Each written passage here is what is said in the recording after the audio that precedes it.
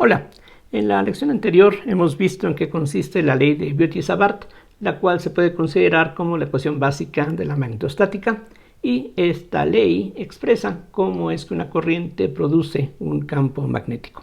Recordando qué fue lo que ya vimos en la lección anterior, decíamos que si se tiene un circuito, una espira de corriente, una curva, una trayectoria, por la cual pasa una corriente I, entonces en cualquier punto del espacio, el campo de inducción magnética producido por esta corriente se puede calcular como mi sub 0 sobre 4pi por la integral, en este caso sobre la curva C, de el producto I por dr' cruz R menos R' sobre la norma de R menos R' al cubo, o en el caso en que en lugar de tener un hilo que lleva corriente, la corriente se distribuye a través de una región tridimensional del espacio. Esto hay que sustituirlo por la expresión mi sub 0 sobre 4pi por la integral sobre la región tridimensional en donde están contenidas estas corrientes, y lo único que hay que hacer es sustituir el producto I de R'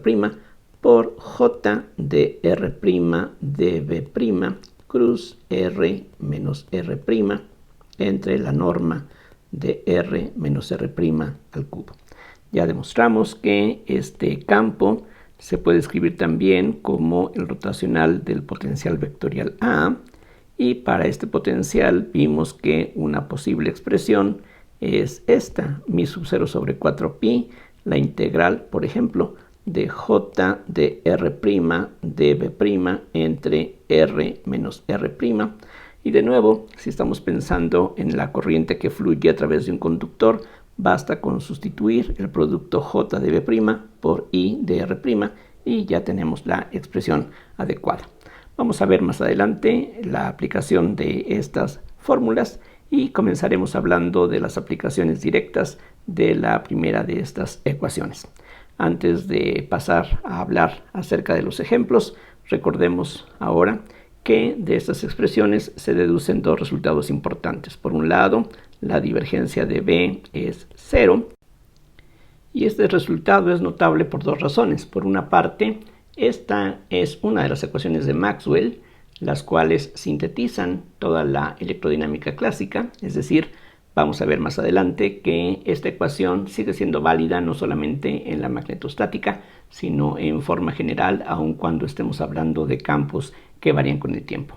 Otro aspecto interesante de esta ecuación es que significa que las líneas de campo magnético no pueden tener ni principio ni fin. Aquí recordemos el teorema de Gauss, de acuerdo con el cual la integral de flujo B.dA sobre cualquier superficie cerrada tiene que ser igual a la integral de la divergencia de B, diferencial de volumen, sobre el volumen encerrado. Entonces, si pensamos, decía, en las líneas de campo del campo magnético y tomamos un volumen arbitrario, entonces esta integral final tiene que ser 0, porque la divergencia de B vale 0, y eso entonces quiere decir que el flujo neto a través de cualquier superficie cerrada del campo magnético tiene que ser 0. En otras palabras, las líneas de campo que entran, por así decirlo, son las mismas que salen. No hay forma de que en alguna parte tengamos fuentes o sumideros de las líneas de campo magnético, a diferencia de lo que veíamos en el caso de la electrostática, donde precisamente las cargas eléctricas son los puntos o las regiones donde las líneas de campo pueden surgir o pueden desaparecer. Entonces, en este caso, tenemos pues que las líneas de campo magnético tienen que ser curvas sin extremos, sin principio ni fin. Lo otro que también ya vimos es que de las ecuaciones anteriores, de la ley de Biot-Savart concretamente, uno halla que el rotacional de B es igual a mi sub 0 por la densidad de corriente. Esta es la forma diferencial de la ley de Ampère, y de ella, aplicando ahora el teorema de Stokes, podemos escribir una forma integral para este resultado que en algunas ocasiones resulta de mucha utilidad, básicamente tal como ocurre con la ley de Gauss de la electrostática. Aquí podemos hacer lo siguiente: si integramos B.dl sobre una curva cerrada, es decir, si calculamos la circulación de B sobre cualquier curva cerrada, pensemos aquí en una curva. Entonces, de acuerdo con el teorema de Stokes, decía, esto es igual al rotacional de B, punto de A, sobre cualquier superficie que tenga como borde a esta curva C. Y aquí recuerden, hay una infinidad de superficies que van a tener exactamente este mismo borde. Pero como el rotacional de B es mi sub 0 por J, esto es igual a mi sub 0 por la integral de J punto de A sobre esta superficie S, que tiene como marco a la curva C, pero esta integral es precisamente la corriente que está siendo abrazada por esta curva, así es de que esto se puede escribir así, como mi sub 0 por la corriente abrazada. Y aquí hay que tomar en cuenta la regla de la mano derecha. Si estamos nosotros tomando para esta curva una cierta orientación, entonces el pulgar de la mano derecha nos va a indicar cuál es el sentido positivo de la corriente. Si nosotros seguimos con los dedos de la mano derecha el sentido de esta curva, el pulgar nos dice cuál es el sentido de la corriente que hay que tomar como positivo, y la que vaya en sentido contrario, pues entonces sería algo negativo. Esta es la ley de Ampère en forma integral, y vamos a ver un poquito más adelante algunos ejemplos de la aplicación de este resultado, que como decía, sería el análogo en este caso de la ley de Gauss. Aquí otra vez un comentario: mientras que la divergencia de B va a seguir siendo cero, inclusive para campos que dependen del tiempo, vamos a ver más adelante que esta ecuación no es válida en forma general. Vean ustedes que si tomamos la divergencia de ambos lados de esta ecuación de cálculo, sabemos que la divergencia de un rotacional vale 0. Precisamente fue lo que aquí se utilizó para pasar de esta ecuación para aquí. Y eso entonces implica que la divergencia de J tiene que ser 0, pero sabemos que la divergencia de J es 0 solo cuando la ρ no depende del tiempo. Es decir, si estamos hablando de la magnetostática, esta ecuación es consistente, pero como veremos después, cuando tengamos campos que varían con el tiempo, entonces es necesario modificar esta relación, que no sería válida en esa situación. Bien, vamos a ver entonces ahora algunos ejemplos típicos que inclusive en los libros elementales de electromagnetismo uno puede encontrar. Aquí pues la diferencia es que vamos a hacer uso de herramientas del cálculo vectorial para realizar los cálculos. El primer ejemplo, muy sencillo, pero muy importante porque ayuda a desarrollar un poquito la intuición acerca de lo que podemos esperar, consiste en calcular el campo magnético producido por un hilo recto infinito que lleva una cierta corriente. Obviamente esto es irrealizable en la práctica, pero en algunas circunstancias puede ser una buena aproximación. Entonces, imaginemos un hilo, y para hacer las cosas aquí simples, vamos a suponer que este hilo está a lo largo del eje Z. Entonces, en este conductor vamos a suponer que fluye una cierta corriente I, y queremos determinar el campo magnético en cualquier punto del espacio, y para ello podemos utilizar la ley de Biot-Savart tal como se enunció en la lección anterior. Entonces todo lo que tenemos que hacer es dar una parametrización de los vectores R y R'. En este caso R' se va a poder escribir como Z'K. Vean ustedes que todos los puntos que pertenecen a la distribución de corriente se encuentran sobre el eje Z, entonces van a tener esta forma, donde Z' puede ser cualquier número real entre menos infinito y más infinito. En cambio, el vector de posición R sería xy más yj más zk, es decir, cualquier punto del espacio. Entonces, lo que tenemos que hacer para calcular la B en cualquier punto del espacio, en este punto R, sería multiplicar mi sub 0 sobre 4pi por la integral sobre esta curva de I por dr'. Aquí, bueno, lo escribo en forma completa, cruz R menos R' entre la norma de ese vector al cubo. En este caso, pues, la diferencia R menos R' sería xy más yj más z menos z'k, y de allí también se ve que el vector de R' sería de Z' por K. Entonces lo que queda por hacer aquí es simplemente sustituir, y como ya tenemos parametrizados los puntos de la trayectoria por donde va a fluir la corriente, todo lo que queda, decía, es ir sustituyendo las cosas que corresponden. Entonces tendríamos mi sub 0 por I sobre 4pi por la integral de menos infinito a infinito. Aquí precisamente en forma natural la integración se va a realizar sobre la variable z', que como dije antes va de menos infinito a más infinito. Entonces tendríamos dr', que es de z' k, cruz el vector r menos r', o sea, xi más yj más z menos z' k, entre la norma de este vector al cubo. Entonces eso nos da x cuadrada más y cuadrada más z menos z' al cuadrado elevado a la 3 medios. Al efectuar el producto cruz podemos darnos cuenta que este último término desaparece, porque el producto cruz de dos vectores colineales entre sí es 0. Así es de que eso es todo lo que tendríamos para comenzar. Y ahora hay que recordar que la integración es sobre la variable z'. Aquí x y y, z también son constantes, son parámetros en esta integral. Y lo que se puede hacer es sustituir la diferencia z' menos z, por ejemplo, como la raíz de x cuadrada más y cuadrada por la tangente de alguna variable aquí auxiliar, digamos alfa, de tal manera que al tomar aquí la diferencial resulta que de z' es lo mismo que la raíz cuadrada de x cuadrada más y cuadrada. Recordemos, x, y z son constantes, así es de que este desaparece, este factor aquí sigue, y de la tangente tenemos un secante cuadrada de alfa de alfa. De una vez podemos ver que cuando la z' tiende a infinito, eso lo podemos conseguir con la alfa tendiendo a pi sobre 2, y para que la z' tienda a menos infinito, la alfa entonces tendería a menos pi sobre 2. Entonces ya con todo eso establecido, podemos continuar con la integral que necesitamos aquí calcular.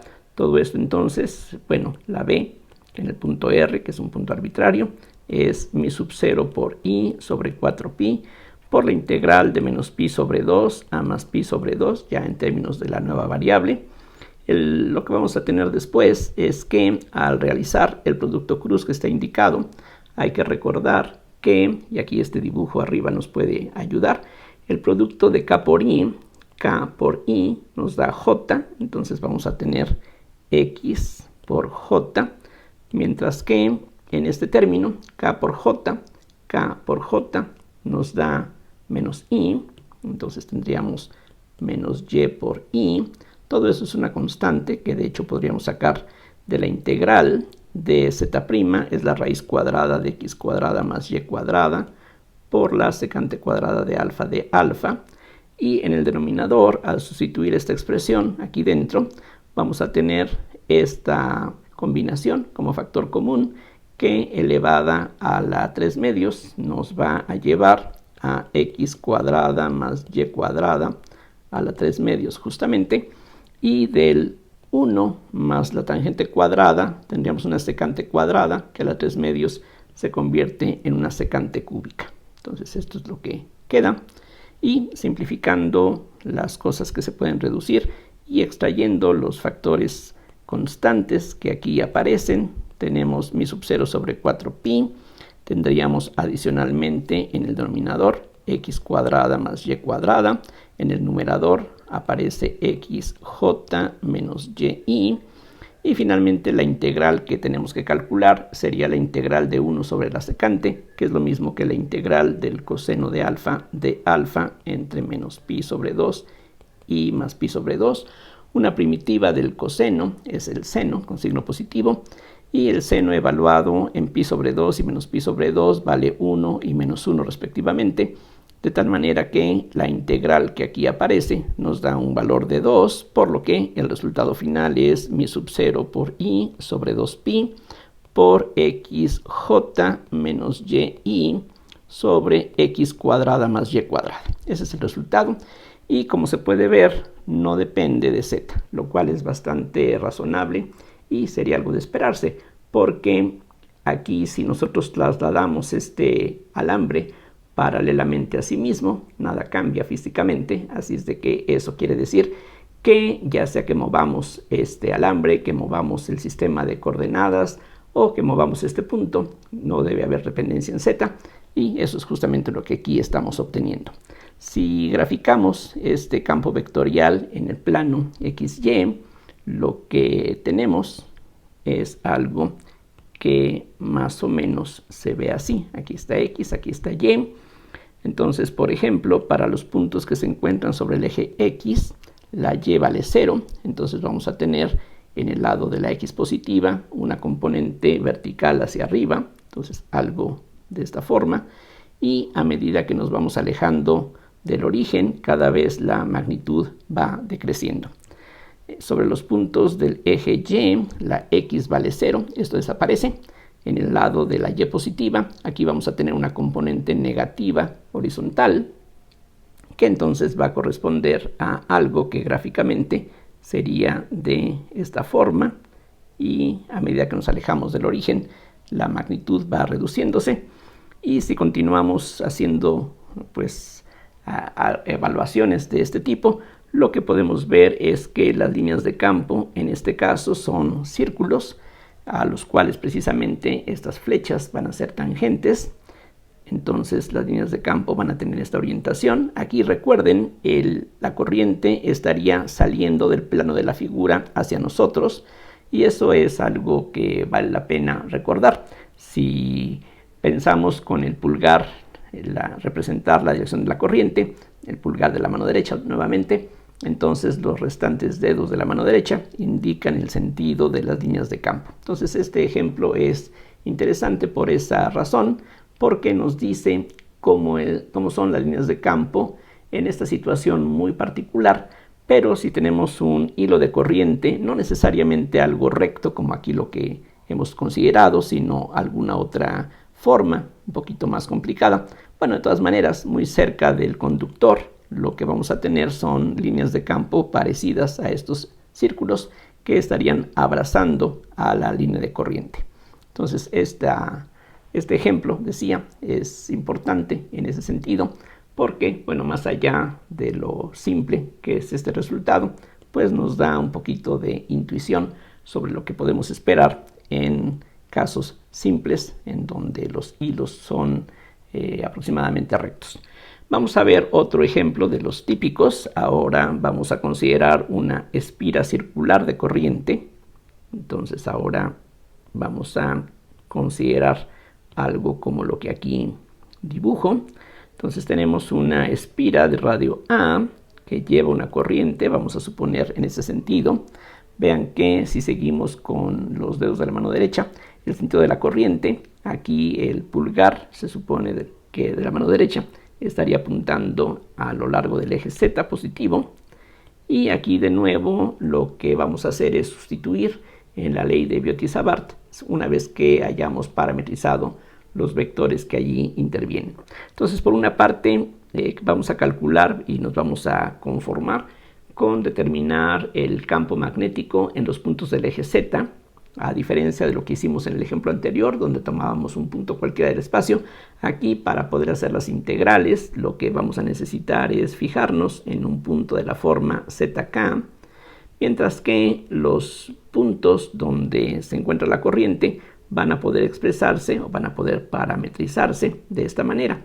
A, que es el radio de la espira, por el coseno de teta por I más el seno de teta por J, que debe ser familiar de las expresiones que uno utiliza en cálculo o en geometría analítica para parametrizar un círculo. Entonces esas serían las expresiones. De aquí dr' que necesitamos sería lo mismo que A por menos el seno de teta por I más el coseno de teta por J por d teta, y ya con eso estamos listos para hacer la sustitución y calcular el campo magnético, o mejor, el campo de inducción magnética en el punto R, que en este caso es algo muy especial, es un punto, repito, sobre el eje Z. Entonces, la expresión que teníamos ahí dada arriba se convierte en la factor mi sub 0 sobre 4pi por la integral. En este caso podemos integrar de 0 a 2pi o sobre cualquier intervalo que tenga longitud 2pi.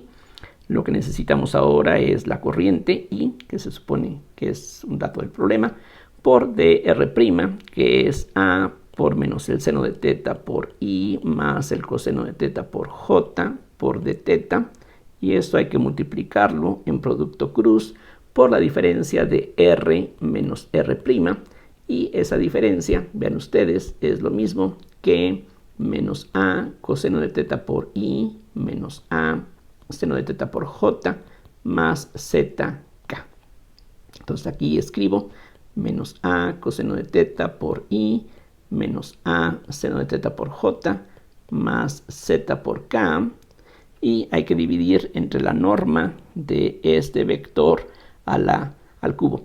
Aquí, si uno calcula la suma de los cuadrados del coseno cuadrado más el seno cuadrado, obtenemos un 1, de tal manera que lo que necesitamos es a cuadrada más z cuadrada a la 3 medios. Esa es la norma que aquí resulta necesaria. El producto que hay que realizar ahora, el producto cruz de los vectores que están ahí indicado, se calcula fácilmente. Aquí lo podemos hacer en forma separada. Vean ustedes que si tomamos I, J, K y nos fijamos simplemente en el vector que está aquí dentro del paréntesis y lo multiplicamos por el vector que está dentro de este otro paréntesis, entonces tendríamos en un caso menos el seno de teta, el coseno de teta y 0. Y para el otro vector tenemos menos A coseno de teta, menos A seno de teta y Z. Al hacer el producto, la primera componente es z coseno de teta solamente. Entonces nos queda z coseno de teta por I. La siguiente componente sería este por este, que es 0. Y después con signo contrario tendríamos un z seno de teta. Entonces tenemos aquí z seno de teta por J.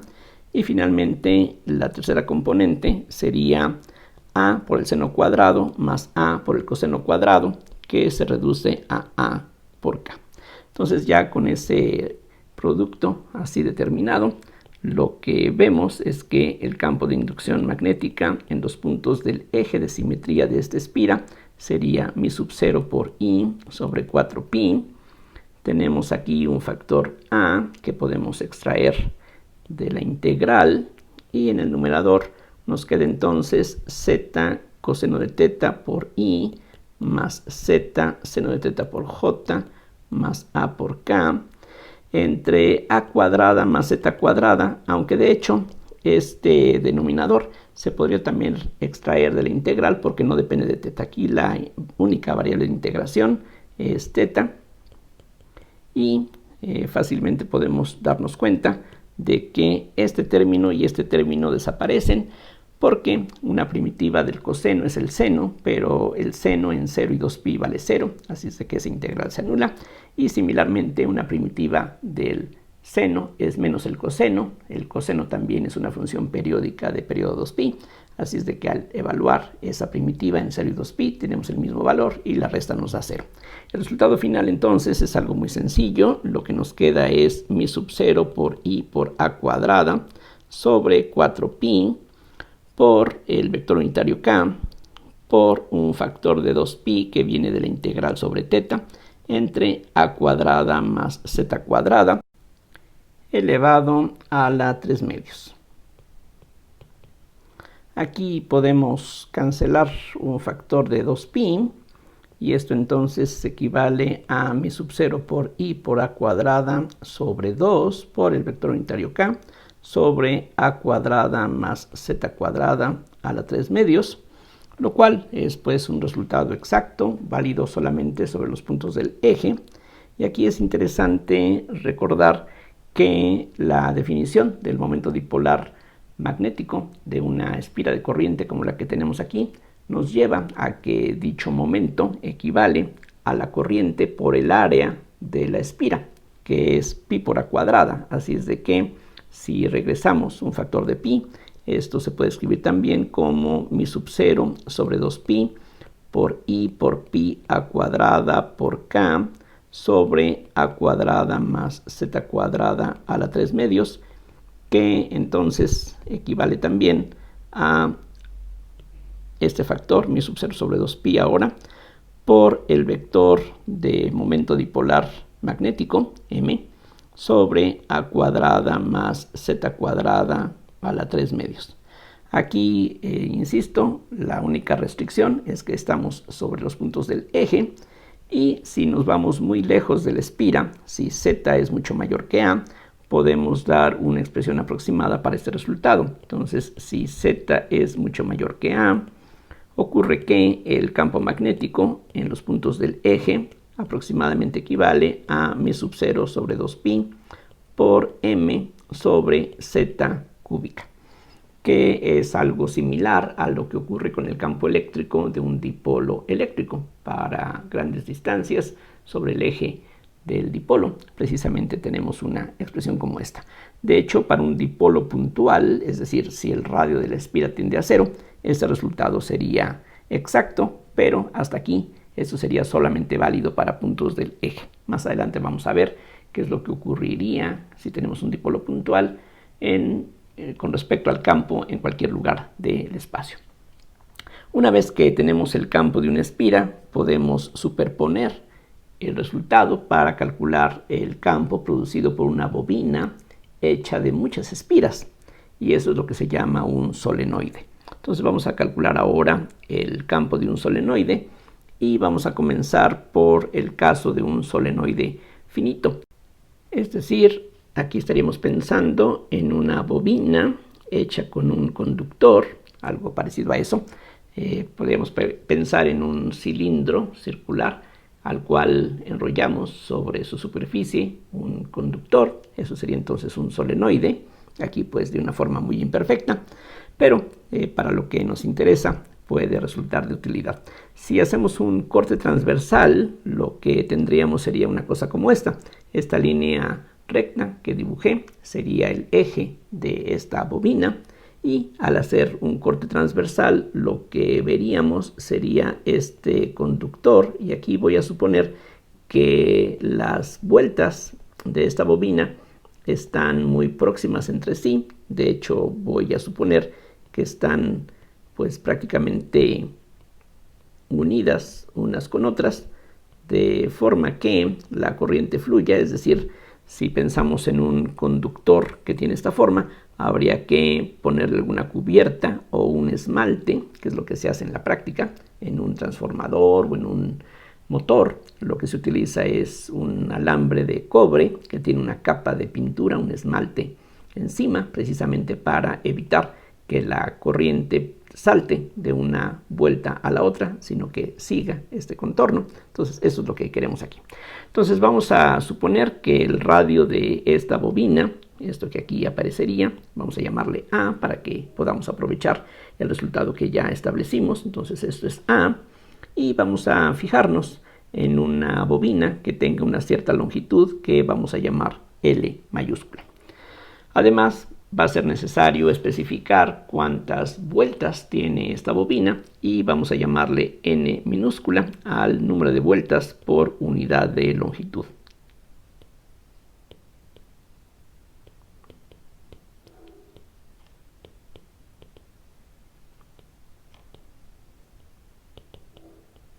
Bien, entonces, por ejemplo, podemos tomar el origen del eje Z en un extremo de la bobina, y vamos a suponer que queremos determinar el campo magnético en un punto del eje para poder aprovechar lo que ya calculamos, y este punto del eje Z puede estar en el interior de la bobina o puede estar fuera de ella. Aquí este punto tendría coordenadas 0, 0, z, es decir que del origen a este punto hay una distancia z, y vamos a dividir esta bobina en rebanadas que van a tener un cierto grosor que vamos a llamar de Z'. Y la posición de esta rebanada va a estar caracterizada por el valor de la Z' que le corresponda.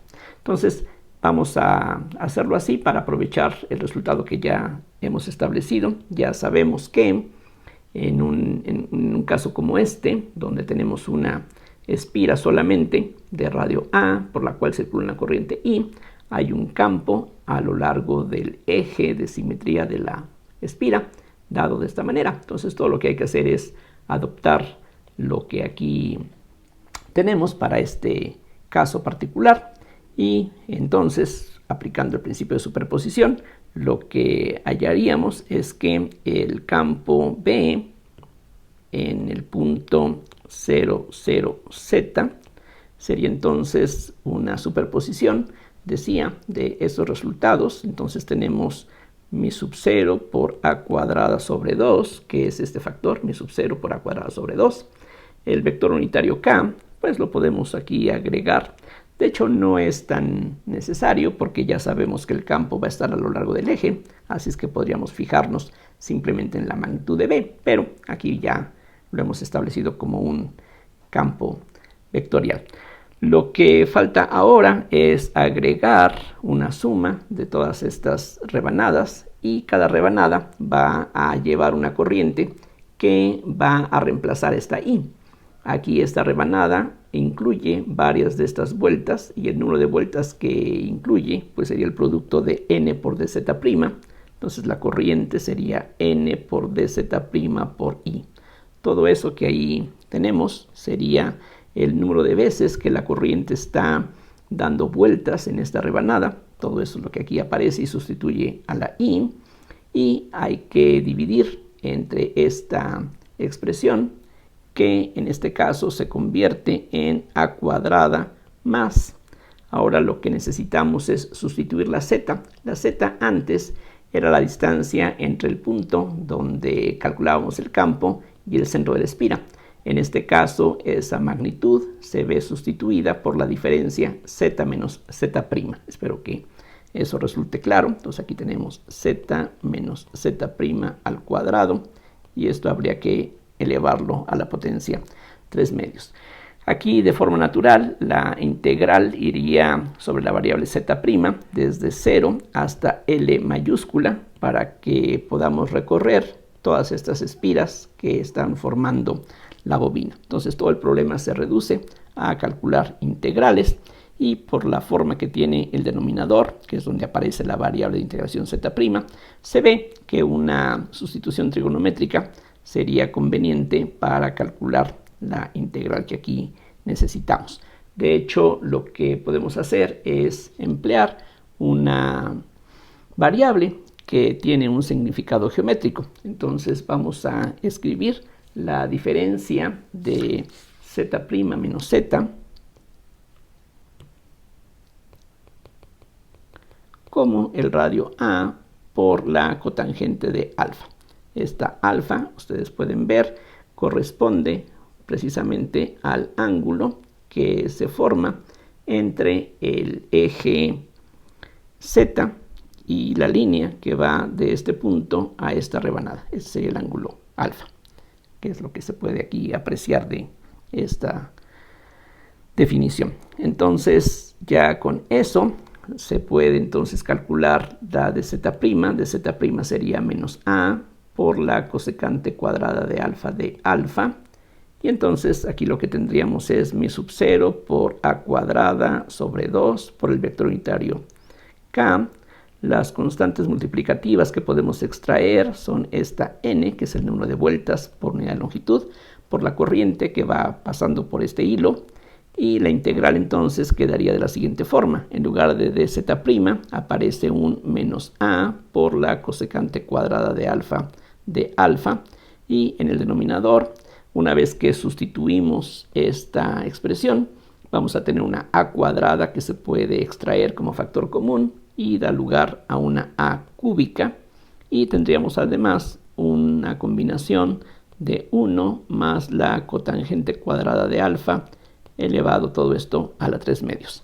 Vean ahora que las potencias de A desaparecen. Arriba tenemos A cúbica, abajo hay una A cúbica, así es de que todo esto hace que la A desaparezca. Y lo que nos queda es mi sub 0 por n por i sobre 2 por el vector unitario k por la integral de menos la cosecante cuadrada de alfa, mientras que 1 más la cotangente cuadrada es lo mismo que 1 sobre el seno cuadrado, es decir, una cosecante cuadrada también. Así es de que aquí vamos a tener la cosecante cúbica de alfa en el denominador. Y simplificando lo que ahí nos queda, todo esto se convierte en mi sub 0 por ni sobre 2 por k por la integral simplemente de menos el seno de alfa. Y una vez que cambiamos de variable, pues podemos también cambiar los límites. Aquí lo que podemos hacer, como se acostumbra, es llamar alfa 1 y alfa 2 a los valores extremos que corresponden justamente a los extremos de la bobina. Entonces, si aquí trazamos estas dos rectas, entonces el ángulo que vamos a llamar alfa 1 es este que aquí indico, mientras que el ángulo alfa 2, espero que quede claro, sería el ángulo subtendido entre el eje Z y la línea que va del punto en donde queremos calcular el campo al extremo derecho de esta bobina. Entonces, los límites que corresponden a 0 y L para la variable Z', aquí en este caso serían pi menos alfa 1 y alfa 2. Vean que la alfa se mide entre el eje Z positivo y la línea que va a esta rebanada. Así es de que para esta línea, este ángulo no sería alfa 1 precisamente, sino que sería pi menos alfa 1, y por eso las cosas aparecen de esa manera. Esto entonces es igual a mi sub 0 por n por i sobre 2 por k. Una primitiva de menos el seno es el coseno, la derivada del coseno es menos el seno. Entonces vamos a tener aquí el coseno de alfa, que hay que evaluar entre pi menos alfa 1 y alfa 2. Por lo tanto, lo que queda es mi sub 0 ni sobre 2 por k por el coseno de alfa 2 menos el coseno de pi menos alfa 1. Y si ahora empleamos las relaciones para las funciones trigonométricas, aquí lo que nos queda, vean, el coseno de una resta es coseno-coseno, el coseno de pi es menos 1, entonces eso nos va a dar más el coseno de alfa 1, y el otro término que corresponde a un producto de senos, el seno de pi vale 0, así es de que esto es todo lo que tenemos, lo cual de nuevo suena bastante razonable. Vean que lo que podemos esperar de la figura es que la respuesta sea una función simétrica de los ángulos alfa 1 y alfa 2. Entonces, esta es una forma simple y acostumbrada, muy familiar, para calcular, para expresar el campo en el eje de simetría de un solenoide de una cierta longitud finita. Si queremos pensar en el caso extremo de un solenoide infinito, el resultado que aquí tenemos se puede aprovechar para esa situación especial, idealizada naturalmente, y el resultado es este, que para un solenoide infinito podemos ver que los ángulos que aquí hemos llamado alfa 1 y alfa 2, si estos extremos se extienden, entonces estos ángulos tienden a 0, y si alfa 1 y alfa 2 tienden a 0, los cosenos de alfa 1 y alfa 2 tienden a 1, así es de que el resultado que uno obtiene es que el campo magnético en los puntos del eje, entonces aquí en cualquier punto del eje, sería simplemente mi sub 0 por ni por un vector paralelo al eje del solenoide, que es un resultado bastante simple, y lo que aquí también vale la pena recalcar es que no depende del diámetro o del radio del solenoide.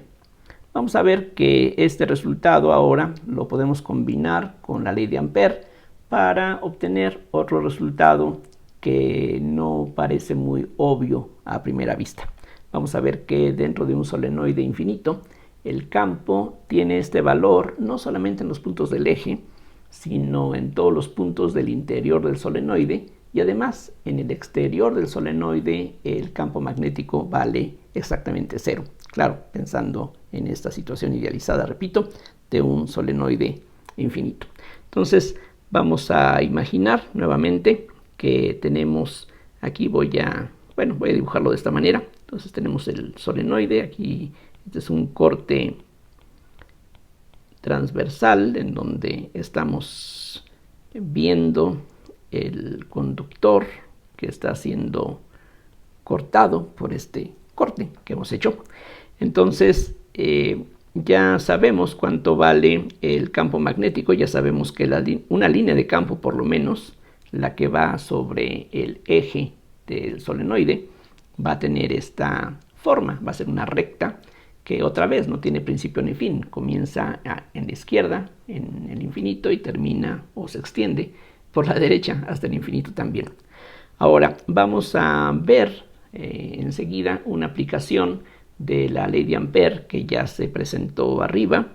Entonces vamos a fijarnos por conveniencia en una curva cerrada que tenga esta forma, un rectángulo que vamos a recorrer de esta manera. Lo que dice la ley de Ampère, recordemos, es que la integral sobre cualquier curva cerrada de B punto de L, que es la circulación de B, tiene que ser igual a mi sub 0 por la corriente abrazada por la espira. Entonces, en este caso, por la forma como hemos escogido esta espira, no se está abrazando ninguna corriente, así es de que esto último vale 0. Además, lo que podemos esperar por simetría es que las líneas de campo sean paralelas al eje del solenoide. No podemos esperar que se desvíen porque eso sería incompatible con la simetría de traslación que tendríamos para un solenoide infinito. Si es infinito, efectivamente, al trasladarlo 5 centímetros, 20 metros hacia la derecha, hacia la izquierda, las cosas tienen que verse igual. Entonces la única manera es que las líneas de campo sean paralelas al eje del solenoide y por lo tanto este producto que aquí está indicado sobre estos tramos tiene que ser 0 y además lo que tiene que resultar para que todo esto sea 0, porque la corriente abrazada es 0, es que la magnitud de B en este tramo sea lo mismo que la magnitud de B en este otro, para que entonces haya una cancelación perfecta. Entonces la conclusión es que como esto tiene que ser igual a 0, entonces de aquí deducimos que el campo B es uniforme en el interior. Y de manera similar podemos ver que en el exterior tiene que ser estrictamente 0. De nuevo aquí imaginemos el solenoide. Aquí estamos viendo el conductor que forma la bobina. Entonces ya sabemos que las líneas de campo en el interior tienen esta forma. Y ahora podemos fijarnos en una curva imaginaria que otra vez tenga una forma rectangular como en el caso anterior, y vamos a darle esta orientación a esta curva. Ahora esta curva sí está abrazando una cierta corriente. Si le llamamos L minúscula a la longitud que tiene este lado, entonces lo que vamos a obtener es que la integral sobre C de B punto de L sería igual a mi sub 0 por la corriente abrazada, pero la corriente abrazada va a ser el número de espiras que caben aquí, pero eso lo podemos expresar como el producto de N por L. N minúscula, recuerden, es el número de espiras por unidad de longitud, así es de que si aquí tenemos una cierta longitud L, este producto es el número de estas pequeñas circunferencias que aquí vemos, y cada una de ellas lleva una corriente I, así es de que esta sería la corriente que está siendo abrazada por esta curva color azul. Por otro lado, igual que en el caso anterior, las contribuciones a esta integral sobre estos recorridos es 0 porque, otra vez por simetría, si hubiera campo afuera también tiene que ser paralelo al eje del cilindro, así es de que estos tramos por construcción son perpendiculares a esas líneas, así es de que van a dar 0.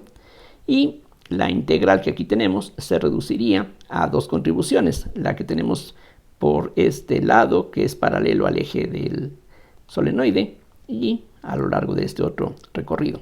Pero en la parte de adentro ya sabemos que el campo magnético es uniforme y tiene la magnitud mi sub 0 por ni, mi sub 0 por n por i, y esta L viene precisamente de la longitud, así es de que lo que podemos ver es que simplemente en este tramo ya la integral de b.dl da este resultado, y entonces se deduce que en la parte exterior el resultado es 0, afuera el campo magnético vale 0. Entonces, mientras que el campo magnético en el interior del solenoide es uniforme y tiene la magnitud mi sub 0 por n por i, en la parte de afuera el campo tiene que ser estrictamente 0. Entonces el B exterior tiene que ser 0, lo cual es bastante curioso. Y en este caso lo que tendríamos es que las líneas de campo estarían totalmente confinadas al interior de este solenoide.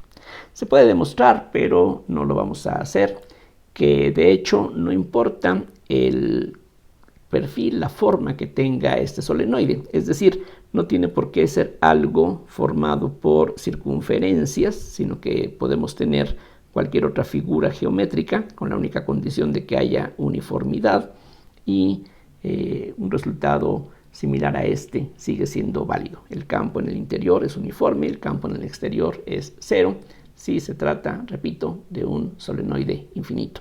De hecho, en lo que hicimos aquí no dependimos de que fueran círculos perfectos.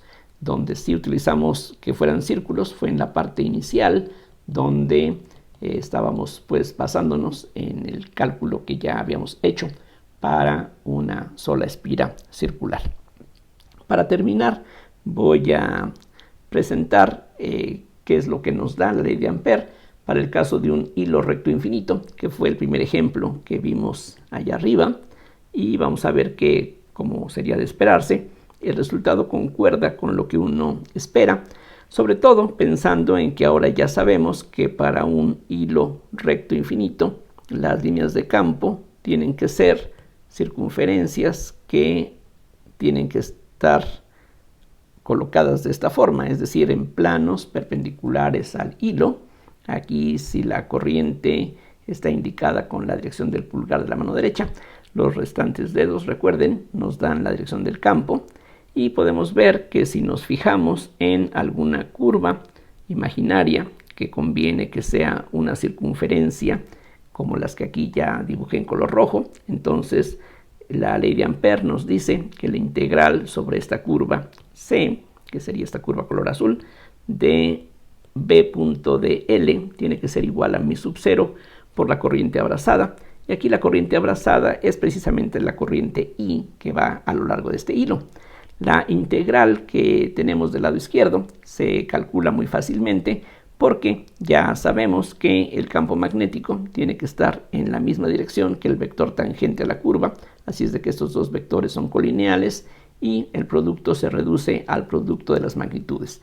Pero por simetría, la magnitud de B es la misma en todos los puntos de esta circunferencia, así es que se puede sacar de la integral. Lo que queda entonces es el producto de la magnitud de B por la integral de dl, que sería el perímetro, así es de que si le llamamos r a la distancia que hay del eje, que es donde va la corriente, a los puntos de este círculo, medidos en dirección perpendicular, aquí tenemos un 2πr, así es de que tenemos esta relación de donde podemos deducir la magnitud de la B, que es entonces mi sub 0 por I sobre 2πr. Se puede ver que esto equivale justamente al resultado que obtuvimos más arriba, excepto que no lo expresamos así. Pero si ustedes regresan a esto que aquí hicimos, pueden ver que la magnitud del vector que aparece en el numerador es precisamente la raíz de x cuadrada más y cuadrada. Así es de que la magnitud de este vector es 1 entre la distancia al hilo que va aquí sobre el origen en dirección perpendicular, recuerden, al plano de la figura. Entonces se puede ver que es exactamente lo mismo, es equivalente a lo que hemos encontrado por la ley de Ampère, como sería de esperarse. Aquí la única diferencia es que nosotros no tuvimos que suponer cuál dirección tendría que tener el campo, fue algo que se dedujo del cálculo, pero una vez que ya sabemos que las cosas se van arreglando de esta manera, entonces podemos combinar la simetría con estas ideas sobre cómo tiene que ser el campo producido por una corriente determinada. Así es de que pues fácilmente se puede aplicar la ley de Ampère para calcular la magnitud una vez que ya conocemos la dirección. Algo muy similar, decía, a lo que ocurre frecuentemente cuando queremos aplicar la ley de Gauss. Aquí también la ley de Ampère es válida siempre que estemos hablando de la magnetostática, pero es útil en situaciones muy especiales en donde hay mucha simetría, lo cual pues restringe enormemente la amplitud de los problemas, en donde puede sernos útil para calcular, como aquí vimos, la magnitud del campo magnético. Vamos a terminar aquí esta lección. En la siguiente vamos a hablar acerca del desarrollo multipolar del campo magnético, lo cual va a ser esencial para entender más adelante el concepto de la magnetización. Por ahora eso es todo, muchísimas gracias y hasta la próxima.